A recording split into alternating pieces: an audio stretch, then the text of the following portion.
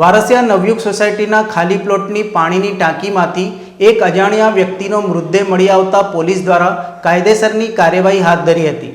ગતરોજ સાંજના વડોદરા શહેરના વારસિયા વિસ્તારમાં આવેલ નવયુગ સોસાયટીના એક ખાલી પ્લોટની પાણીની ટાંકીમાંથી અજાણ્યા વ્યક્તિનો મૃતદેહ મળી આવ્યો હતો।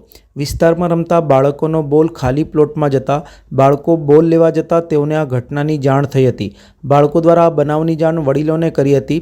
સ્થાનિકો દ્વારા વારસિયા પોલીસ મથકને અજાણ્યા મૃતદેહ અંગેની જાણ કરતા વારસિયા પોલીસ સ્ટેશનનો સ્ટાફ ઘટના સ્થળે આવી પહોંચ્યો હતો તથા કાયદેસરની કાર્યવાહી હાથ ધરી હતી। મારું નામ રોશનભાઈ છે। આ નવયુગ વારસિયામાં ધોબીતળાની નીચે અમારો પ્લોટ છે, ખાલી પ્લોટ હતું। એમાં પેલા બાજુના ઘરમાંથી છોકરા રમતા હતા તો એમનું બોલ કોઈ અમારા પ્લોટમાં આવી ગયું હતું।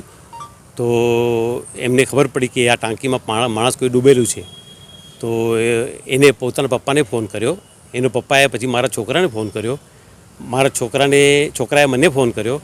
મારી વારસિયામાં ટીવીની દુકાન આવેલી છે, તો મેં સીધું પોલીસ સ્ટેશન ગયો।